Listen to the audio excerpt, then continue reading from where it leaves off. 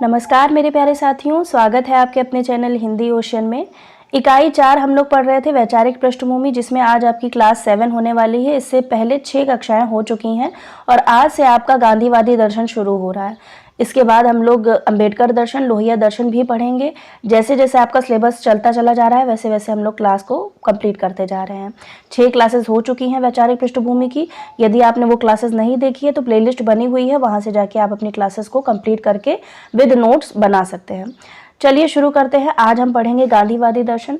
गांधीवादी दर्शन पढ़ने से पहले आप सभी को ये बताना होगा कि गांधी मोहनदास करमचंद गांधी जी का जन्म कब होता है। तो 2 अक्टूबर इनका जन्म है और कब हुआ था, 1869 में, है ना। 1869 में इनका जन्म होता है और इनकी मृत्यु अगर देखें तो मृत्यु होती है 1948 में, ठीक है। तो 1948 में नाथूराम गोडसे के द्वारा इनकी हत्या कर दी गई थी। तो आप सभी को पता होना चाहिए, जैसे गांधीवादी दर्शन, लोहिया दर्शन और आपका अंबेडकर, ये 3 महानुभाव लगे हुए हैं जो कि वैचारिक पृष्ठभूमि के अंतर्गत आते हैं और इनको आपको क्रम के अनुसार इनका जो जन्म है वो लगाना आना चाहिए, क्योंकि प्रश्न अब ऐसे ही बन रहे हैं, ठीक है। तो गांधी या फिर वर्धा समिति दे देंगे या फिर लोहिया का जो कोई बुक है उसको दे देंगे या फिर मार्क्सवादी, तो वो सारी चीज़ें आपको मैं बताती चली जाती हूँ। और साथ ही साथ ये PDF नोट्स तो आपको मिल ही जाएंगे। PDF नोट्स प्राप्त करने के लिए आप 7209973250 पे कांटेक्ट कीजिए, आपको PDF नोट्स प्रोवाइड किए जाएंगे। और कोशिश ये कीजिए कि PDF नोट्स के साथ में आप उसको पढ़िए और साथ ही साथ अपने शॉर्ट नोट्स जरूर बनाइए, ठीक है। ऐसा नहीं है कि PDF मैं आपको दे दूंगी, क्योंकि PDF में कितना भी मैं कोशिश करूंगी कि बहुत ही संक्षिप्त रूप में लिख दूं तो आपको वो चीज़ समझ में नहीं आएगी जब तक आप स्वयं पढ़ के उसको अपने रूप में, संक्षिप्त रूप में अभिव्यक्ति अपने हाथों से नहीं देंगे, है ना। तो माफ कीजिएगा, कोशिश कीजिए कि स्वयं से आप लिख लीजिए, ठीक है। तो चलिए शुरू करते हैं। गांधीवाद विचारों का एक समूह है जो मोहनदास करमचंद गांधी की प्रेरणा, दृष्टि और जीवन कार्य का वर्णन करता है। यह विशेष रूप से अहिंसक प्रतिरोध के विचार में उनके योगदान से जुड़ा हुआ है। गांधीवाद के 2 स्तंभ सत्य और अहिंसा है। तो याद रखिएगा, गांधीवाद के 2 स्तंभ हैं, सबसे पहला सत्य और दूसरा है अहिंसा। हालांकि गांधी ने गांधीवाद को मंजूरी नहीं दी, जैसा कि उन्होंने कहा है, इनका वक्तव्य है गांधी जी का कि गांधीवाद जैसी कोई चीज नहीं है और मैं मेरे बाद कोई संप्रदाय नहीं छोड़ना चाहता हूं। मैंने अपने लिए अनंत सत्य लागू करने के अपने तरीके से प्रयास किया है। दैनिक जीवन और समस्याएं, मैंने जो राय बनाई है और जिन निष्कर्षों पर पहुंचा हूं वे अंतिम नहीं है। मैं उन्हें कल बदल सकता हूं। मेरे पास दुनिया को सिखाने के लिए कुछ नया नहीं है। सत्य और अहिंसा पहाड़ियों की तरह पुराने हैं। तो याद रखिएगा, ये वक्तव्य किसका है? महात्मा गांधी जी का है, ठीक है। तो जो भी उनके कोटेशन आते हैं या फिर जो भी उनकी पुस्तकें हैं, रचनाएं हैं, उनका समय है, ये सारी चीज़ें आपको पता होनी चाहिए। आगे जब आप पढ़ेंगे तो और भी आपको इनके बारे में जानकारी मिलेगी। सबसे पहले जानते हैं कि गांधीवादी दर्शन को किन बिंदुओं के माध्यम से हम पढ़ सकते हैं, समझ सकते हैं। सबसे पहले तो इनका, जैसे आप इन्होंने बताया, सत्य और अहिंसा इनके 2 प्रमुख स्तंभ हैं। तो सबसे पहले सत्याग्रह। सत्याग्रह 2 संस्कृत शब्दों सत्य और आग्रह से बना है, जिसका अर्थ है मजबूती से पकड़कर, ठीक है। तो सत्य और आग्रह द्वारा गठित किया गया है सत्याग्रह। गांधीवाद का मुख्य और पारिभाषिक तत्व सत्य है। यह भारतीय धर्मों का एक गुण भी है, जिसका अर्थ है किसी के विचार, भाषण और कार्य में सच्चाई होना। गांधी जी ने कहा था कि सत्य सामूहिक विनाश के किसी भी हथियार से कहीं अधिक शक्तिशाली है। क्या कथन है इनका? जो भी कोटेशन आती जा रही है उनको विशेषकर ध्यान दीजिए कि सत्य सामूहिक विनाश के किसी भी हथियार से कहीं अधिक शक्तिशाली है। तो सत्य को प्राथमिकता देते हुए वो इस बात को कहते हैं। वे अपने किसी भी राजनीतिक निर्णय को लेने से पहले सच्चाई के सिद्धांतों का परिपालन अवश्य करते थे। गांधीवाद के अनुसार सत्य के पालन को अक्षरशः न मानकर आत्मिक सत्य को मानने की सलाह दी गई है। दूसरा मुख्य बिंदु है ब्रह्मचर्य एवं अहिंसा। पहला हो गया सत्याग्रह, दूसरा हो गया ब्रह्मचर्य एवं अहिंसा। अहिंसा का सामान्य अर्थ है हिंसा ना करना। इसका व्यापक अर्थ है किसी भी प्राणी को तन, मन, कर्म, वचन और वाणी से कोई नुकसान ना पहुंचाना। महात्मा गांधी ने भारत की आजादी के लिए अहिंसात्मक आंदोलन ही चलाया था। यदि कोई ईमानदारी पूर्वक मानता है कि अहिंसा आवश्यक है तो उसे सत्य की रक्षा के रूप में स्वीकार करना चाहिए। उन्होंने लिखा है कि मैं मानता हूं कि जहां डरपोक और हिंसा में से किसी एक को चुनना हो तो मैं हिंसा के पक्ष में अपनी राय दूंगा। तो ये भी कोटेशन इंपॉर्टेंट है, गांधी जी की है। जहां सत्य, अहिंसा और जो भी इनके वर्धा समिति जो भी शब्द आते हैं तो समझ जाइएगा कि गांधीवादी दर्शन से प्रश्न उठाया गया है। उन्होंने कहा है कि अहिंसा क्रोध, जुनून और विनाशकारी आवेगों से व्यक्ति को छुटकारा दिलाएगी। उनका शाकाहारी जीवन भी अहिंसा का विस्तार था। तो उनका जीवन कैसा था? शाकाहारी थे। और अहिंसा जो है वो हिंसा तब आती है जब हम मांसाहारी भोजन को करते हैं और हमारा जो मन है और जो हमारा तन है उसी प्रकार से रिएक्ट करने लग जाता है ना। तो वो बताते हैं कि अहिंसा क्रोध, जुनून और विनाशकारी आवेग से छुटकारा दिलाएगी अहिंसा, और शाकाहारी जीवन भी अहिंसा का विस्तार करता है। 36 वर्ष की आयु में गांधी जी ने ब्रह्मचर्य की शपथ ग्रहण की। उनके अनुसार जो मन, वचन और काया से इंद्रियों को वश में रखता है वही ब्रह्मचारी है। जिसके मन के विकार नष्ट नहीं हुए हैं उसे पूरा ब्रह्मचारी नहीं कहा जा सकता।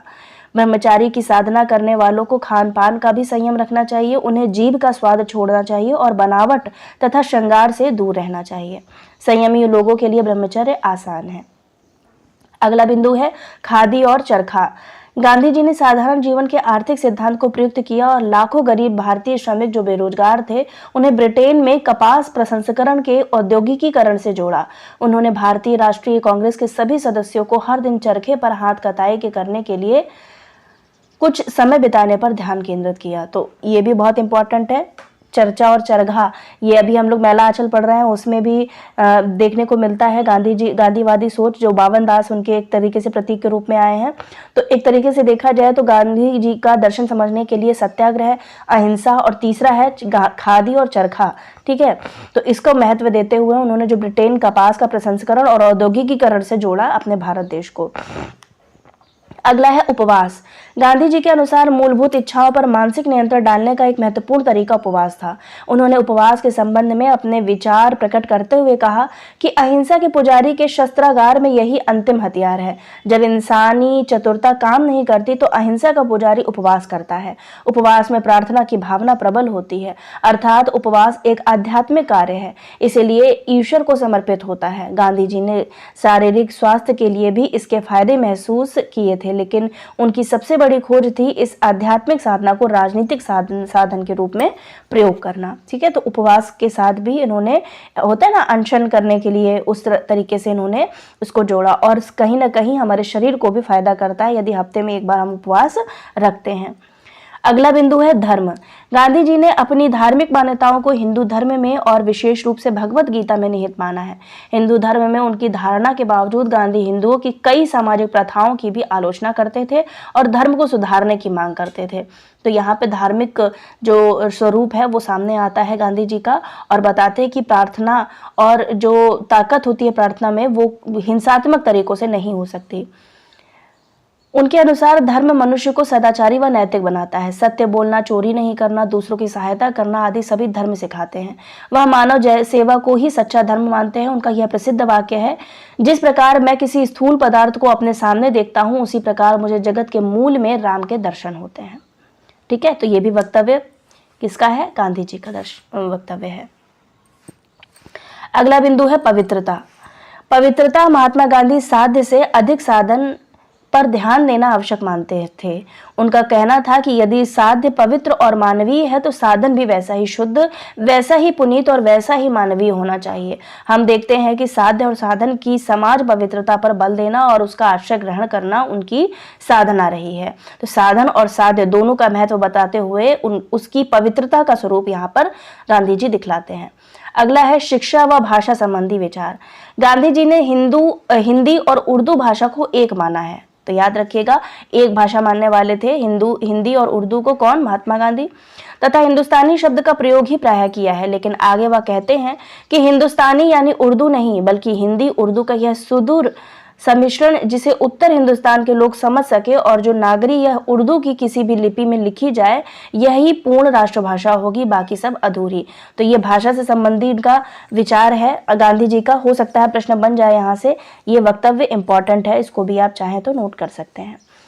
अगला है, उनका मत था कि निरक्षरता को दूर करने के लिए और आम जनता को संगठित करने के लिए सामान्य ज्ञान के प्रसार के लिए एक लिपि का व्यवहार आवश्यक है और यह लिपि नागरी हो सकती है।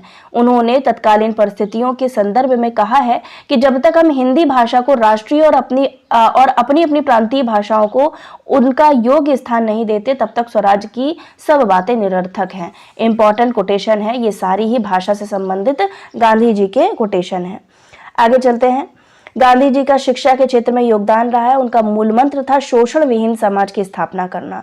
उसके लिए सभी को शिक्षित होना चाहिए, क्योंकि शिक्षा के अभाव में एक स्वस्थ समाज का निर्माण असंभव है। तो इन्होंने कुछ कुछ बिंदुओं बताए हैं और उनका पूरा पूरा जीवन दर्शन अगर देखें, महात्मा गांधी का गांधीवादी दर्शन देखें तो सत्य, अहिंसा, खादी, चरखा, है ना, तो और धर्म, ठीक है, तो इन सब से ही प्रेरित होकर इनका जीवन काल रहा है। और जिस प्रकार से उन्होंने बताया है कि हम हिंसात्मक चीजों को प्रयोग करके स्वतंत्रता प्राप्त नहीं कर सकते, अहिंसा ही एक ऐसा साधन है जिसके माध्यम से हम स्वतंत्र रूप से अपने आप को कायम कर सकते हैं, स्थापित कर सकते हैं। अगला है, सन 1937 में गांधी जी ने वर्धा शिक्षा सम्मेलन में अपनी बेसिक शिक्षा की नई योजना को प्रस्तुत किया। याद रखिएगा, बेसिक शिक्षा की एक नई एक तरीके से समिति लेकर प्रस्तुत हुए थे 1937 में। ये गांधीवादी दर्शन से प्रेरित थी वर्धा शिक्षा सम्मेलन, जिसमें बेसिक शिक्षा को इसमें प्रायोरिटी दी गई थी और कहा गया था कि मैट्रिक स्तर तक अंग्रेजी रहित तथा उद्योगों पर आधारित होना चाहिए। तो व्यावसायिक शिक्षा के माध्यम से इन्होंने भारत देश में विकास करने के लिए जो चरखा है उसको भी एक तरीके से व्यावसायिकता का केंद्र बना करके सभी लोगों के सामने लाए थे। तो याद रखिएगा कि मैट्रिक स्तर तक अंग्रेजी रहित तथा उद्योगों पर आधारित थी। ठीक है,